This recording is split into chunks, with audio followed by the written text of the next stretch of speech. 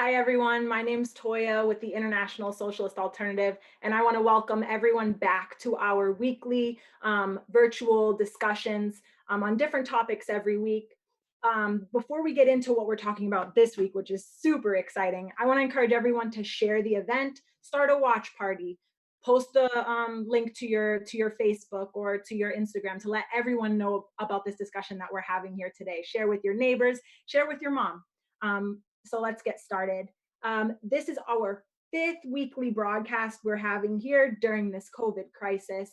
And we want to continue to produce these weekly International Socialist Sunday shows. So please show your support and appreciation. If you want to help us do that, consider making a donation. We could really use some new equipment to help make these streams the best that they could be. So I want to explain a little bit about this week and how we're going to be going forward. But first, I want to introduce our three speakers from around the world. We have Laura Fitzgerald, who's a member of the Socialist Party in Ireland and International Socialist Alternative Executive. Hey, Laura, how's it going? Next, we have Rob Jones, who's the founder of Socialist Alternative in Russia and also a member of the International Executive. Hey, Rob, good to see you. And lastly, we have Elon Axelbank, who's an organizer for Socialist Alternative in the United States. Good to see you, Elon. So I'm really excited for this week. We've been talking about workers in crisis over the past few weeks. Last week, for example, we focused on how women workers are especially oppressed under capitalism and the effect that that's having on them during this crisis. But this week, we're celebrating the birthday of one of the most important revolutionary leaders. You guessed it, Lenin. He would have turned 150 years old if he were still alive. And this conversation is not just going to be about Lenin, the man himself, but really diving into the influence of him and the Bolshevik Party and breaking through some of the sometimes controversies that surround him. So, we know growing up under capitalism, children learn in schools what the ruling class want them to. And sometimes for that reason, history can be whitewashed. So today we want to really have a discussion about who Lenin truly was and the effect that he has had over the world. So I want to encourage everyone who's watching to please comment and engage with the speakers because we're going to get to a point where they can maybe answer some of your questions. So let's get to our first question. And this one's for Rob. Rob, Lenin was such a controversial historical figure, like I was mentioning. He was denounced by the international ruling class and still is as this great tyrant. But for socialists, we look at him as a positive reference. What is the true essence of his legacy?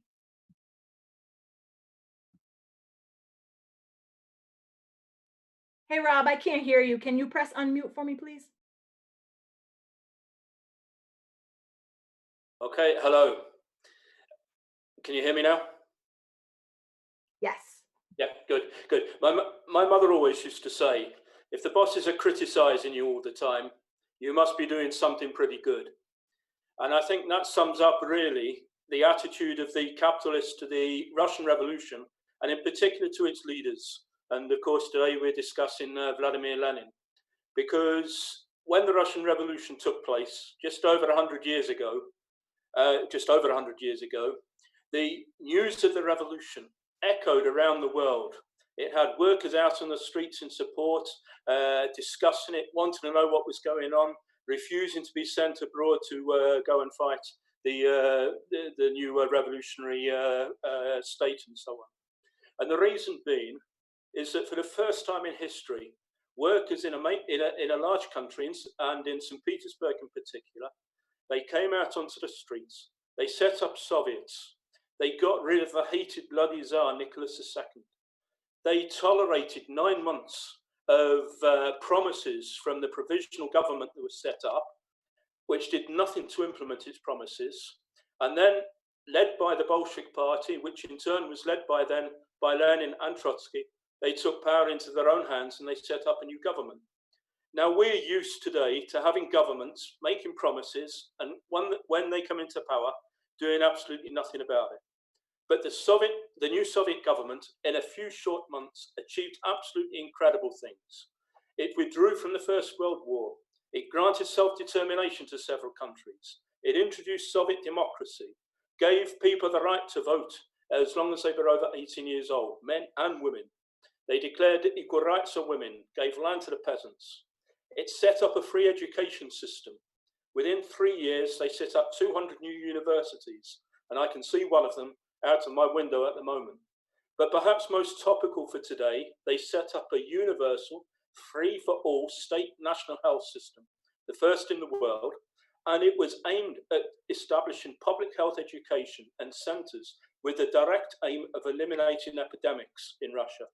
In the course of 30 years, life expectancy rose in Russia from 30 to 60. It was the Soviets that took power in November 1917.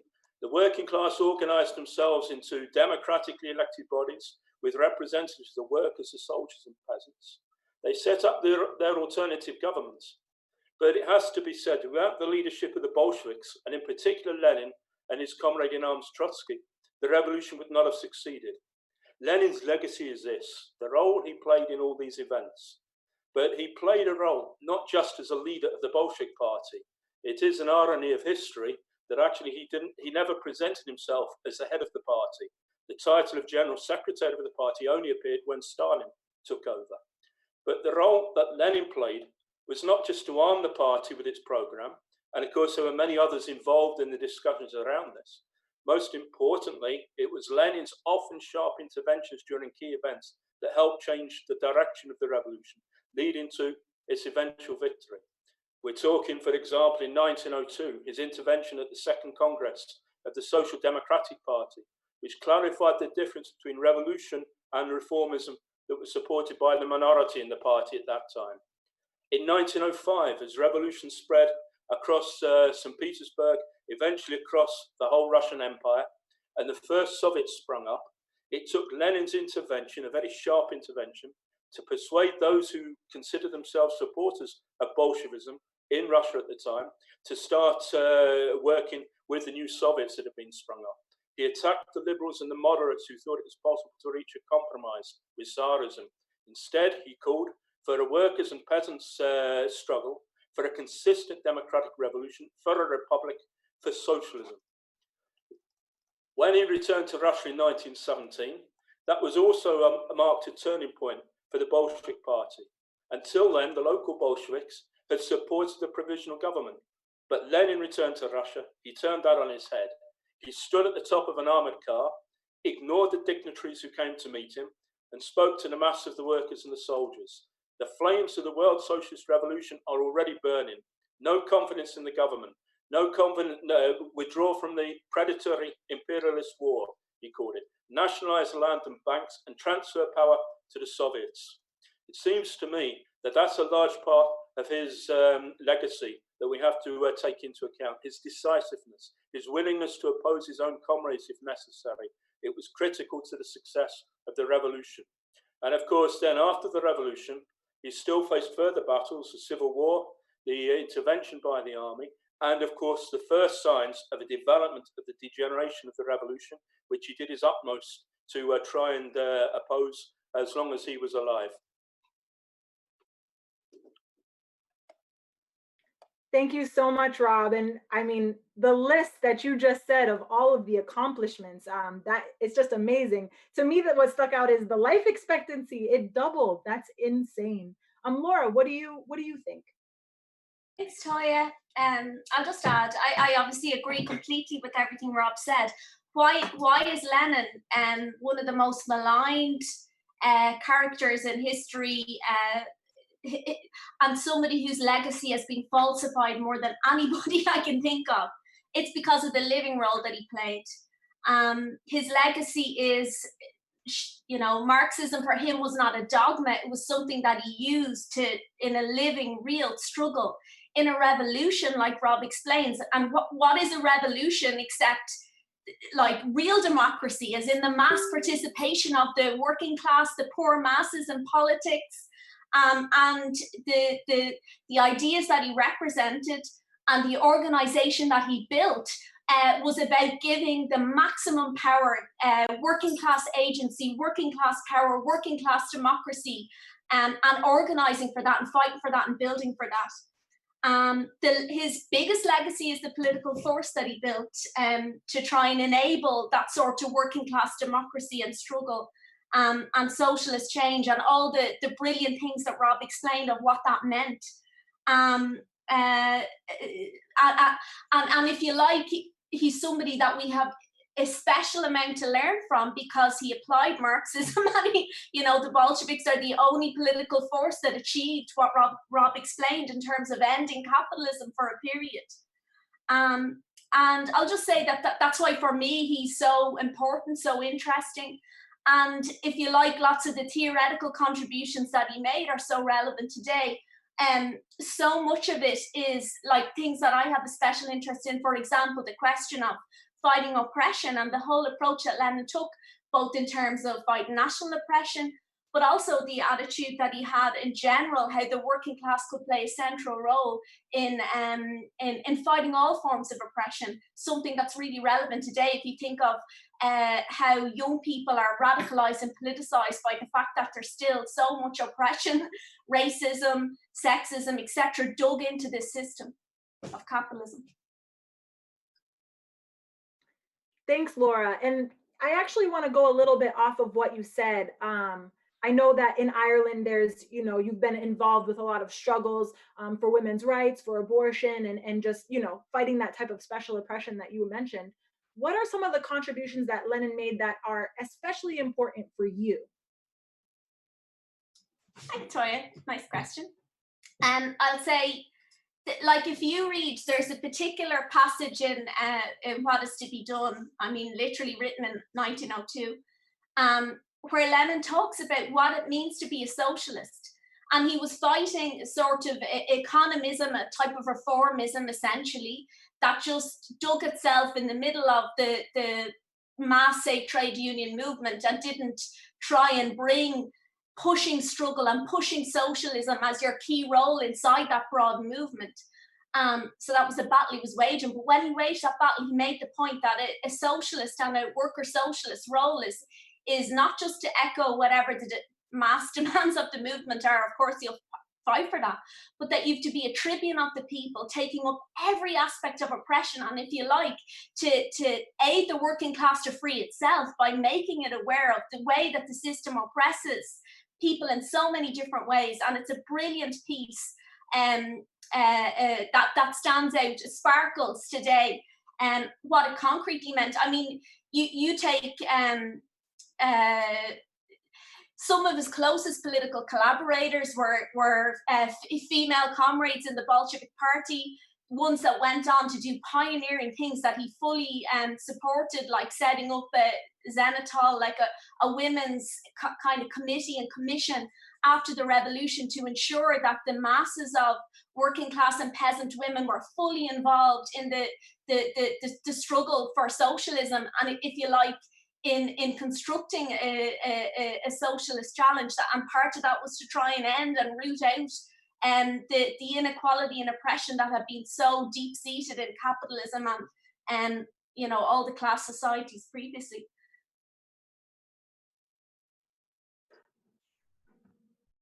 Thanks, Laura. I want to now go to Alon. We haven't heard from you yet, but in the U.S., it's a little bit different. But now a lot of people are turning to the ideas of socialism and looking for people like Lenin. What are some of the contributions that he made that are important to you? Yeah, thanks, Toya. I agree with a lot of what Rob and Laura have been saying about the key stuff that Lenin contributed to the socialist movement, even today. The guy was born 150 years ago, and the stuff that he talked about is still totally relevant today. I feel like one of the main things that he contributed to the socialist movement is the need for, well, on the one hand, actually, that the working class is the key agent of socialist change. And he wasn't the first one to say this, but he really kind of solidified that. And I think the Russian Revolution really showed in practice, the truth to that. But that not just the working class is the agent of change, but that the working class needs to have a revolutionary leadership. And that Lenin talked about that, the best form for that taking place in a party, a revolutionary party. And he was definitely the first one to say that, the revolutionary party can't just make a revolution happen just on its own accord, whenever it wants. But it's the working class as a force socially that is able to lead a socialist revolution. But again, it needs to have a revolutionary program, or as we say in the United States, a platform, and a leadership. And so, what was Lenin's idea of like how a revolutionary party would work, or like what it, generally should be? He basically thought, and it's essentially the same thing that the International Socialist Alternative and the various sections think today, is a revolutionary party should be made up of the most politically kind of forward-thinking, most politically advanced members of the working class from all different sections, all different genders, races, religions, nationalities, et cetera, that can come together and kind of collectivize the experience that we all have in all our various, aspects of life and work and industries and stuff like that. We come together, we discuss, our analysis of what's happening in society, how as socialists we can engage in that and push things forward, and fight against the system and build the socialist movement. And we, kind of collaborate on common analysis and strategy. And then we go back out. The Revolutionary Party goes back out and puts forward as a unified force the stuff that the organization discusses collectively. And that was Lenin's conception of what was needed in the leadership of the working class in order to, really build the socialist movement effectively. And of course, for Lenin, it wasn't just that the Revolutionary Party kind of sat back and then a revolutionary situation arose and then they were like, huzzah, but that actually there was consistent activity of the Revolutionary Party throughout non-revolutionary times. And in some set, the life of a revolutionary party is mostly spent in non-revolutionary times. And Lenin understood that the fight for reforms was actually a key aspect of the work of a revolutionary party.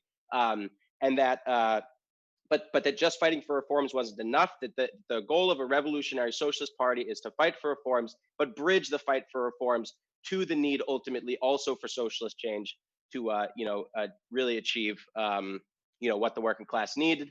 And just one other thing I would say that I think is sometimes overlooked in terms of, what Lenin talked about and his contributions to the socialist movement was that he really underlined the role of young people and even students in the fight for socialism. And he talked about how youth were oftentimes kind of the catalyst or a catalyst for broader working class radicalization, and actually sometimes the foreshadowing of a broader working class radicalization. And I think, what Laura was talking about just a couple minutes ago, I think is a good example of that. And we've seen all across the world that some of the first people to move into struggle in the past few years have been young people, in many cases students. And Lenin thought that young people and students had a really important role to play in the socialist movement. And that students should absolutely not limit themselves to being student activists, but that students have a role to play in the socialist movement. The socialist movement has a role to play, in fighting on behalf of young people as well. So yeah, I think overall this balance between that the working class is the key agent of change, but that also a revolutionary leadership of the working class is necessary. To me, I think that's one of the most important things that he contributed. Thanks, Alon. But before I move on, I saw Rob raising your hand. What did you have to say about this, Rob? Well, I think Ilan touched on this, but I think we should never forget the importance of what Lenin contributed in terms of the right of nations to self-determination, and at the same time the need for workers' unity. Every time I see anything connected to this, I never cease to be amazed at how sensitive Lenin was on this question about the rights of national minorities. He fought for the right to go into the program as a key part of the social democratic program. And as soon as the Soviet government came into power, it granted self-determination, the right of independence, to Finland, Ukraine, Poland, and at least 6 other countries. And it's in stark contrast to the approach of the provisional government, which promised self-determination to Finland. And when Finland tried to take it, they invaded the parliament with the troops. Or the new Polish capitalist government that gained independence after the revolution and then decided to invade Lithuania and Ukraine in order to try and take them over. And it's not just a question of independence. Lenin always insisted that when Soviet officials or representatives went to other areas that were not Russian speaking, they should make every effort to speak in the local language or to get the ideas across in the local language, as opposed to some of the people who went from Moscow thought, well, everybody should speak Russian and they'll have to learn it. And if they don't learn it, that's their problem. They used that in the Red Army. The old Russian army, they used to send conscripts all over the place. The Red Army had a policy that you serve in the Red Army, even during the Civil War, in your own area. And commanders spoke in the local languages. So that meant that they were able to get an ear of the local minorities. And in some cases, of course, locally they were in a majority. And that helped to win the Civil War, because the imperialists, of course, still thought that Russia should be one country. And today, when we see that under capitalism, the national question is still such a major problem in many parts of the world, this demand is extremely important. And it's clear as well that genuine independence can only be possible if it's linked with a fight for socialism and a fight for workers' unity in those areas that are taking place. I think that's a very, very major part of his legacy that we shouldn't forget. Thanks, Rob. It seems like Lenin was really ahead of his time, because we still have people, you know, the ruling class of the world today who are saying, I know in America, I hear it all the time, we're in America, we're going to speak American, we don't want to learn Spanish, things like that. And so it really seems like Lenin was ahead of his time. So now we're going to go to a question from the comments. I have a question from Sebastian in Germany. And before I go to his question, I want to let everybody know that we have people from every single continent on the globe right now watching. So please share this video. Even if you're not sure if people would, you know, want to check it out, share it widely, because a lot of people are tuned in. So Sebastian is asking, he says, this period is dominated by a strong mood against political parties, especially amongst the youth. What does that mean for Lenin's idea of a revolutionary democratic socialist party today? So let's go to Laura. Oh, thanks, Toya. Good question, Sebastian. So I just want to start by saying, in answering this question, that I mean, myself, I think all the activists within the International Socialist Alternative understand completely why there's an anti-party mood in many countries around the world. It's been a huge phenomenon of the last decade. And I think that it flows from the fact that parties that in the past, you know, were parties connected with the working class movement, that you know, were supposed to stand for socialism and so on, and to support the working class, how, you know, completely sold out, entered you know, capitalist governments, capitalist arrangements, implemented austerity, etc. And that's the context in which there's a huge questioning of parties as a whole. And then the specific, you know,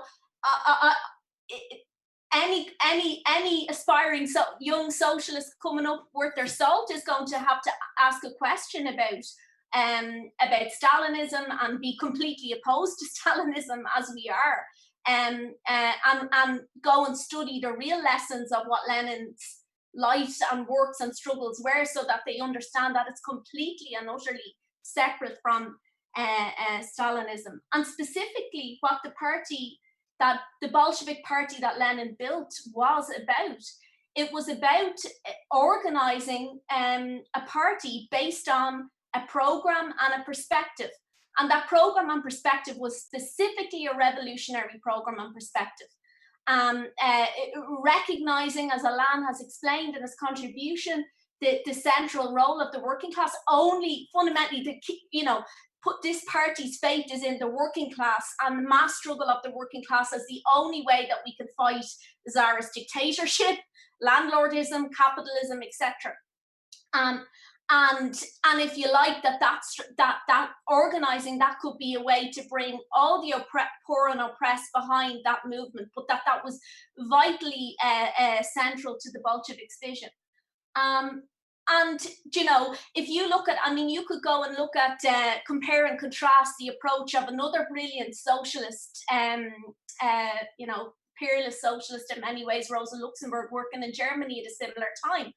Both Rosa Luxemburg and Lenin, you know, say early 20th century, were fighting a very similar ideological battle within the working class movement in terms of fighting reformism and the you know, the problems of a beginning of an accommodation to the system, an accommodation to capitalism, and an illusion that you could achieve socialism or socialist change gradually and by kind of making alliances or being soft on the capitalist elite and their classes and parties, and the idea that you could work with them, basically. They fought a similar battle, very hard ideological battle.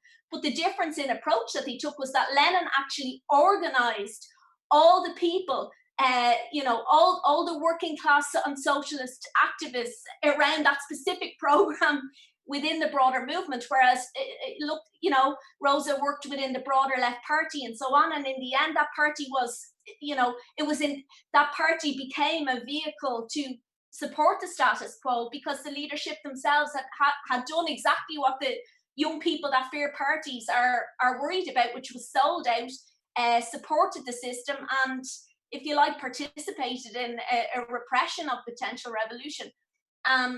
And so, therefore, the fact that Lenin achieved this when there was, in terms of the victorious revolution, when there was revolutionary struggle happening and movements building up all around Europe, all around the world at that time, it is a lot down to the party that he built. And it's not, the party that he built is about 100% implacable approach to standing for revolutionary socialist change. That's what it's about more than anything.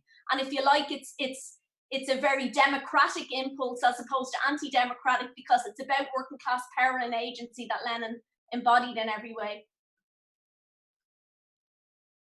Thank you so much, Laura. Ilan, what do you think? Yeah, I totally agree with what Laura was saying, and I get where the question is coming from, especially given that at least in the U.S., most of the political parties we have are really crappy. I definitely am not a big fan of the Democratic Party. I'm not a fan of the Republican Party. I think they mostly defend corporate interests, and so yeah, there's a question. Well, should we have a socialist party if these other parties aren't working? But I think I totally agree with what Laura was just saying, and I think it's also instructive to look at like how did the Bolshevik Party organize itself, and what lessons do we take from that in the way that the various parties and sections of the International Socialist Alternative, how do we organize ourselves? And what we use is something called democratic centralism, which was definitely used by the Bolsheviks and kind of really developed in large part by the Bolsheviks. I think it's useful to go into like, well, what is democratic centralism, and when used right, why is it useful? And basically, in short, what this is a way of organizing, a socialist party where there's full freedom of democratic discussion, debate, and stuff like this. But then when decisions are made, that there's unity in action, and people go out and act together. And all major decisions that are made by the party are discussed at the national level, discussed at the local level in the branches of the organization, by leadership bodies, et cetera. And all decisions are subject to review afterwards. Because it's super important to understand this. And of course, the capitalist parties, they do not value the input of regular working class people like us. They don't care about that. But in a socialist party, a revolutionary party, that's one of the most important things. And so, because we don't think that just one person, Lenin was in many ways an exceptional human being, and was right quite a lot of the time. But even Lenin wasn't always right. And there's really no one person that's always right, or one small group of people that's always right.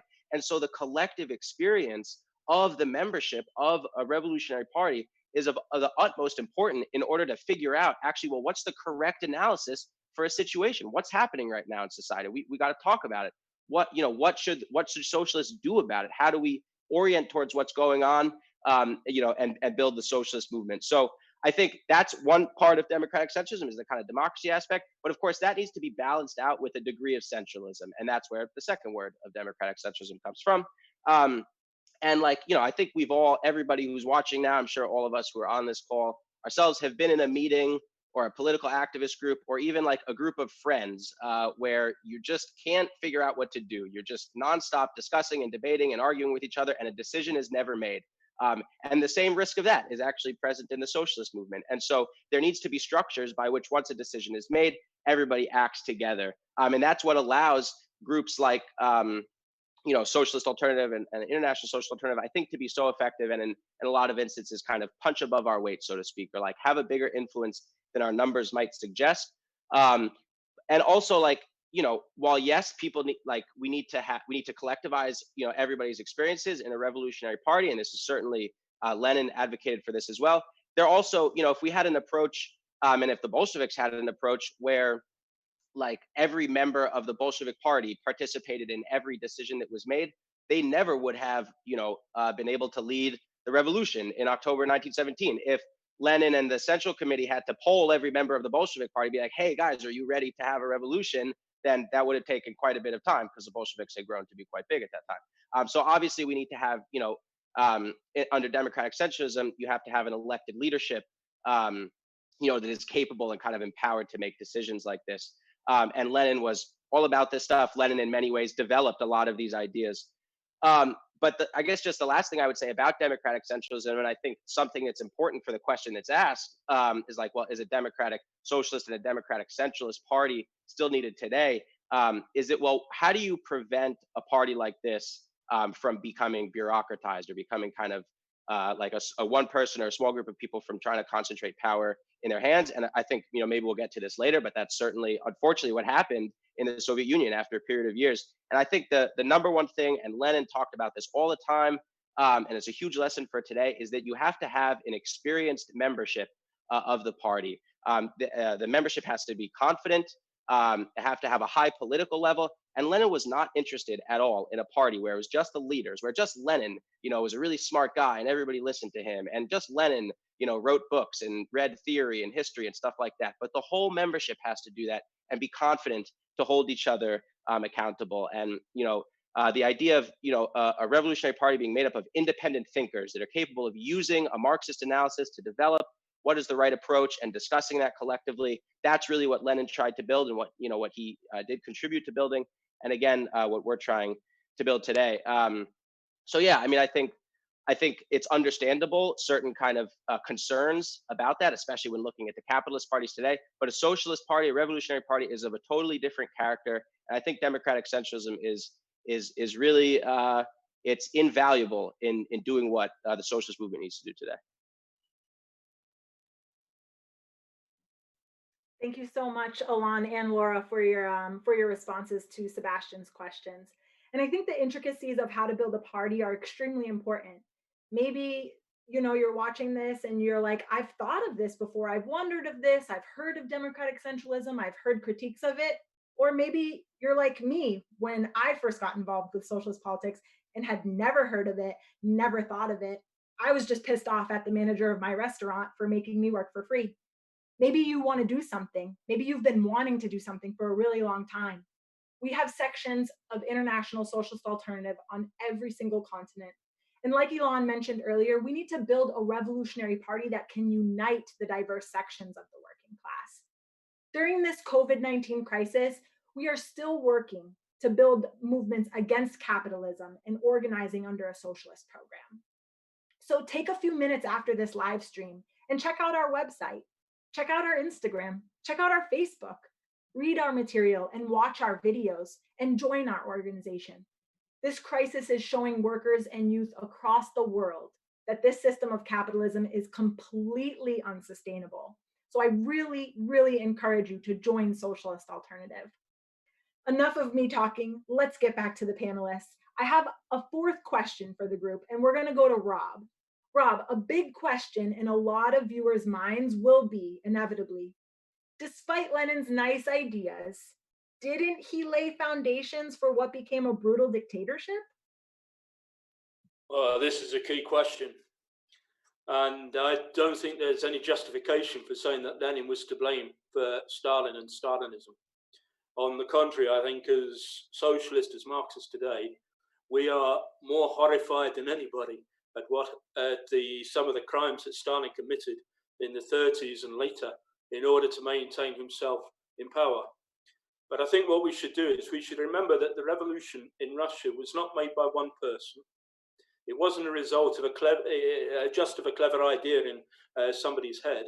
It was a struggle of living forces. It was a class struggle between the old Tsarist autocracy and the barely developed capitalist system and the landlordism that existed on the one side, and the workers who were still relatively weak in numbers, and the very, very large peasantry that existed in the country. And it was this clash between forces that caused the revolution, that couldn't have succeeded if there hadn't been the Bolshevik Party. And as we've seen as well, the Bolshevik Party would not have had the right position if at key times Lenin hadn't intervened in the way that he did. But because it was a clash between living forces, it also meant that as long as the revolutionary forces were going ahead, of which Lenin was the key representative, things were okay.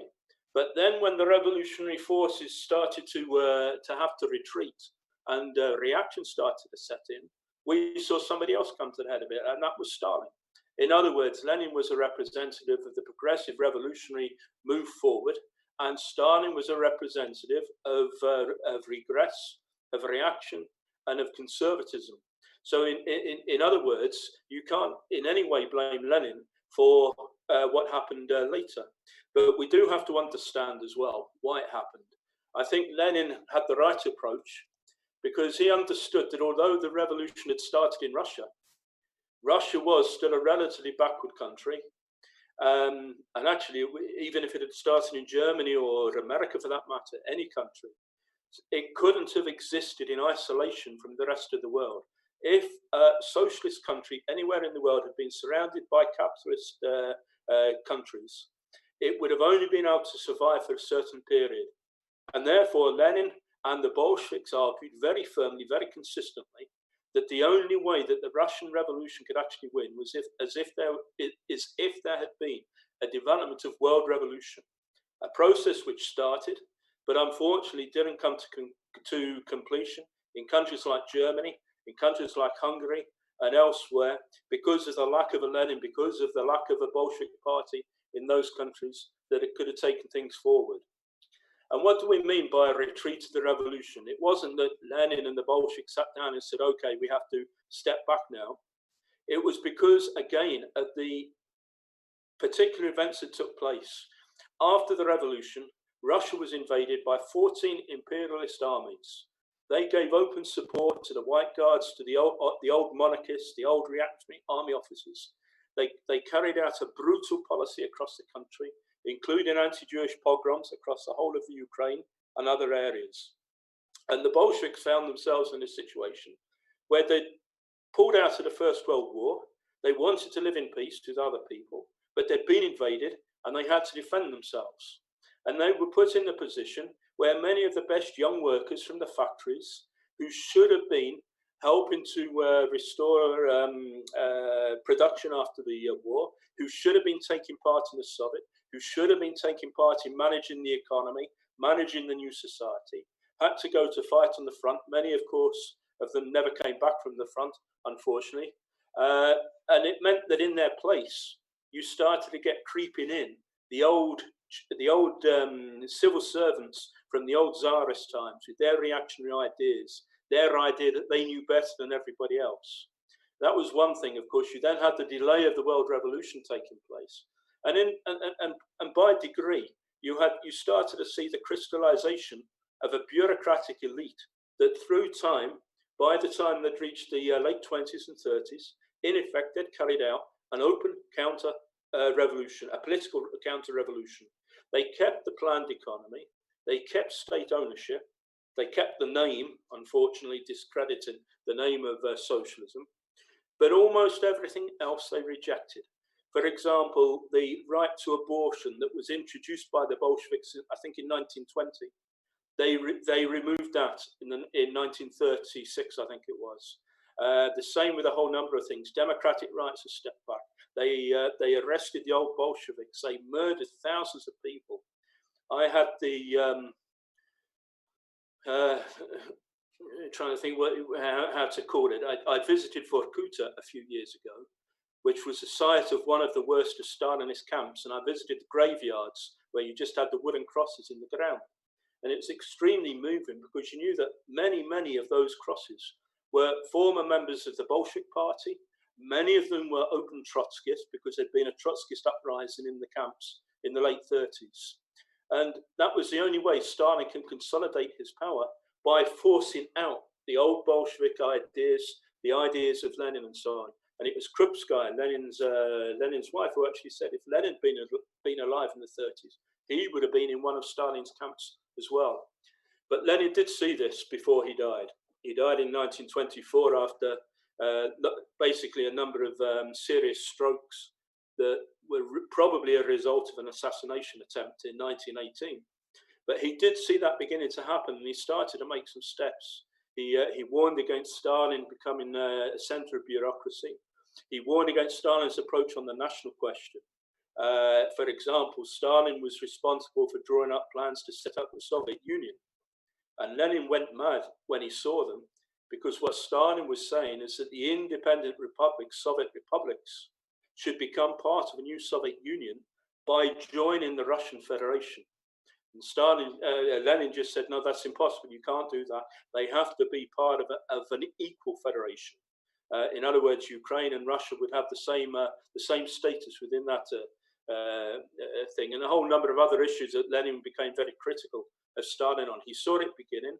He started to work with Trotsky to try and put it ahead, but unfortunately, time and the objective situation were against him, and the result is over a period of time, there was a political counter-revolution that succeeded and took over power from the Bolsheviks. We have to learn from those lessons and make sure that we do understand that internationalism is key in our work. It's not just a nice idea, it's critically important if we really want to have a socialist society. So on the contrary, Lenin actually saw what was developing and tried to react to that, but unfortunately he was ill. Let's go to Alon. What do you say to people when they ask if Lenin is the one who started this brutal dictatorship?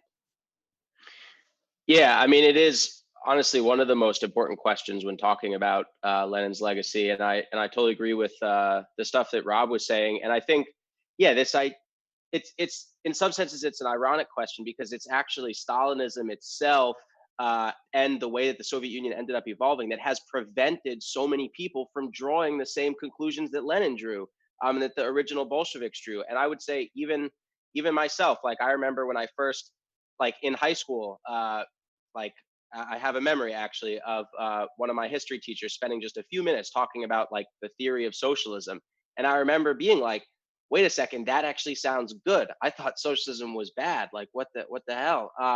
But I think, you know, and so it's unfortunate that actually Lenin is associated so clearly with Stalin, and it's important to be clear on, well, what actually happened, like what Rob was just laying out. And I think, yeah, the stuff that Rob was saying, like, I mean, you know, abortion rights, same-sex marriage being legalized decades before everywhere else. I mean, let's be clear. Same-sex marriage in the U.S. was legalized, I believe, in 2015 or 2016, 100 years after in the Soviet Union. Women were given the right to divorce their husbands, and they had the economic means to do so. Voting rights were given to everybody, including women. And this is before the U.S. You know, had given, you know, women voting rights. In Britain, only property-owning men over the age of 21 could vote. And so, like, contrary to this idea that Lenin established and the Bolsheviks established this dictatorship, early revolutionary Russia was actually extremely democratic, far more democratic than actually the United States, for instance. You know, in 2020. And of course, that's not to say that things didn't change. They did develop in not a great way for the reasons, you know, that Rob was laying out. And there's many other stuff, you know, that we could talk about how democratic, you know, early Soviet society was. But I think, like, why it's important to look at, well, why were all of these democratic reforms made? Again, it wasn't because of some like nice idea at the top or nice person running things. It was because of the foundation of early Soviet society of workers' democracy. That was the basis for the early development of the Soviet Union, that you had Soviets, which all that Soviet means, I certainly didn't used to know this, or I wasn't taught this in school. Soviet just means councils. It means workers' councils. And that was the basis for the new socialist society in Russia. It wasn't the Tsar, you know, the Tsar or capitalists that were running society and government, but it was the workers' councils from the bottom up. And even in the workplaces, like there would be time out of the workday in all the factories and workplaces for workers to come together and have meetings of the Soviets to figure out, okay, how's things going? How's production going? How's distribution going? What could be more effective? Stuff like that. And so really, I say this to illustrate that that early Soviet society was democratic. Things developed along a bad way, you know, when Stalin and the bureaucracy took over. And so in terms of, well, what happened after that, like Rob was saying, that that Lenin started to speak out to that and started to kind of issue warnings about how things were going. And he wasn't the only one. Unfortunately, Lenin got sick in like just really only five or so years after the revolution, and then died 7 years after the revolution. But Leon Trotsky and a bunch of others in the Soviet Union and around the world too started to come together and speak out about the bad direction that they saw things developing in. And they formed this thing called the Left Opposition, which was a group within the Bolshevik Party, or which had at that time kind of been renamed the Communist Party, and the International, the Third International, or the Communist International across the world. And as punishment for speaking out, just showing their ideas and being independent thinkers, like what we were talking about before, because they were raising ideas against Stalin. In 1927, they were kicked out of the Communist Party, and in 1929, Trotsky was exiled literally for the rest of his life from the Soviet Union, and this was completely insane. And as Rob said, like people who had thought along the same lines as Lenin did before he died, and with Trotsky and everybody, or even if Stalin was paranoid that you were thinking like that, you were persecuted, and many of them were killed, as Rob was saying. And so, I think we have to be clear that the dictatorship that developed in the later Soviet Union and the way that they ruled politically, that has nothing in common with what Lenin and the Bolsheviks were going for. And we should be clear about that. And today, the International Socialist Alternative, we consider ourselves Trotskyists. And I think it's worth just saying briefly, like, well, what does that even mean? And how did that term arise? And I don't think we have time to get into it here. Maybe it's something we could do another time.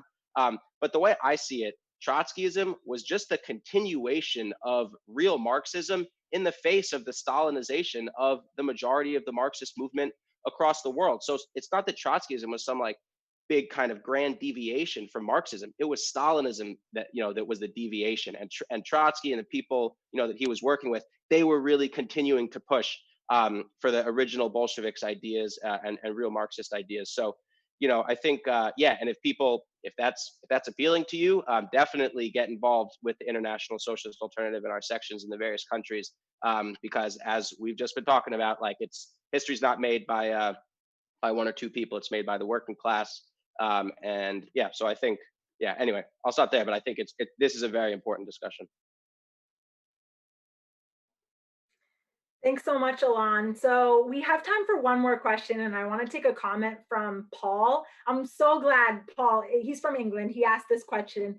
We're all stuck in the house with, lockdowns and quarantine and stuff. So this is the perfect question for the time. He asked, which one of Lenin's writings would you most recommend? And I want to make sure that we have each person say their recommendation. And also keep in mind that you can get all of Lenin's texts online for free. So let's start with Laura. What's your recommendation? So I think I'll go with the fabulously named Left-Wing Communism and Infantile Disorder. The reason for that, two quick reasons are, one, because it actually shows all these horrible cliches about Lenin, that he was some sort of doctrinaire, megalomaniac, many other horrible words, etc. He's actually fighting against, within the this was from 1920, this document, fighting against an approach in the working class movement that was removed. It was like, okay, we have all the right ideas. We know we need a socialist revolution, and the working class are key, etc. But we're not going to dirty our bid by getting involved in one of those reformist backward trade unions or this parliament that's, yes, and it was not a real democratic parliament. It's a bourgeois institution, etc. We're not going to go and be involved in that because we're proper revolutionaries. He was fighting against that, saying, no, we have to go to where the masses of the working class are, and we have to build struggles, build movements, and raise working class consciousness so that the masses come on board for the socialist struggle. That you can't only base yourself on the workers that have already drawn those conclusions. We have to organize those workers and young people to affect the broad working class masses. And then that's number one. And number two, actually, because it also shows his internationalism, the points that Alon was making there, fundamentally the revolution degenerated in Russia because it was isolated. It was never the perspective of Lenin that you could just have this island of socialism in Russia. or anywhere, but certainly not in a country like Russia that was so backward and underdeveloped economically and so on to begin with. And it was always about world revolution. But the problem they had, the Bolsheviks were isolated because they wanted to build an international revolutionary party, but they had kind of the problems of the previous international supporting the First World War, sellouts, etc. Some of the points I made about reformism earlier meant that that hadn't been built. So he was consciously, 1920, intervening with the best socialist fighters in Germany to ensure that they took the right approach to maximize the potential for the working class to take power there. A complete sign that he was, even in the midst of this revolution, 1920, a couple of years after the revolution in Russia, fighting, writing material, intervening to try and spread the world revolution. That's it, Toya. Thank you. Yeah, thanks so much. Laura, can you repeat the book one more time and also show everyone your amazing earrings, because I want to look at them too. They are so fitting for the discussion today. But yeah, just repeat the book that you said. I will. I thought you were going to say lifted the book. I do have it here. Left-wing Communism and Infantile Disorder. And thanks, Frida earrings. Thanks, Toya. Thanks so much, Laura. Rob, what's your recommendation for our viewers today? Well, I can't show you any earrings, that's for sure. Well, I think I'm going to talk about the April thesis, because it's probably one of his shortest works. But it's one of the things that went like a bolt of lightning when he returned to Russia, and he cut across the hypocrisy and the cowardice of those people who were trying to compromise with the old regime and with the capitalist government that was still trying to carry on with the war and was refusing to give the rights to the nationalities and so on and so forth. And it's just a very short little document. There's 10 points in it, but it says everything you need to say. No support for the bourgeois provisional government. End the imperialist war. Set up a Soviet government. Abolish the police, the army, the bureaucracy. The next one's a good one. Salaries of all officials should be who should all be elected and replaced at any time should be at the level of the average of a skilled worker. Land should be confiscated. The landed estate should be confiscated so that the peasantry can have land to work on. And then, of course, he finishes with the need for a national bank. And then, as Laura has just said as well, he calls for the setting up of a new communist international, the Third International, because of the need to have a world revolution. That's the April thesis. It sent a bolt of lightning through the socialist movement when he returned, and it set the stage for the victory of the revolution in Russia 6 months later. I think it's a very good little article to read. Thanks so much, Rob. Sometimes shorter is better if we don't have enough time to read a whole book. So the April thesis is a good suggestion. Alon, what's your suggestion for our viewers today? State and Revolution. It's definitely a classic, I think, by Lenin, maybe one of his most well-known ones, I'm not sure. But he really goes into like, what role do institutions like the police, the military, the court system, and just really the government as a whole play in capitalism, but also like what role do those institutions play in class society in general, and how should socialists approach them, and what happens to the police under socialism? What happens to the military under socialism? What does the government look like under socialism? It really goes into that. It's not long at all. It's like 100 pages or something like that, 6 chapters. You read a chapter a week for 6 weeks, or 2 chapters a week if you're quick, and you get it done real quick. It's super useful. But actually, I would just say that my favorite line in that whole book is the last line of the postscript that he writes, where basically the book was written in August 1917, so just a couple months before the October Revolution. And basically he says that, I was planning to write the 7th chapter and make this into a whole much longer book. But he basically says, well, actually, it would be much more pleasant and useful to take part in the revolution, tend to write about it. So, I'll see you later. And this is my favorite sentence in that book, and maybe my favorite sentence that he ever wrote, because I think that it shows the essence of what Lenin was all about, that he was not some, stale academic or crusty academic that just wrote about socialism from the sidelines. But he, first and foremost, he was about building the socialist movement concretely. So I think you know, and just the theme that we've been talking about of Lenin's balance between theory and action. I think that sentence says it all. And you can't have one without the other. And Lenin knew that above all else. So yeah, State and Revolution, really good book. Not that long, easy, you know, easy to get through. I would recommend discussing it with other people. That's how you learn the most, and all of these books too. So yeah, that's my favorite. Thanks so much. And thanks to all the panelists who participated in celebrating Lenin's 150th birthday. So tune in next week where we're going to have a discussion about International Working Day, May Day, Day Without an Immigrant, depending on where you're living is what you call it. Same time, same place. And don't forget to check out our website, International Socialist Alternative. Thanks, everyone.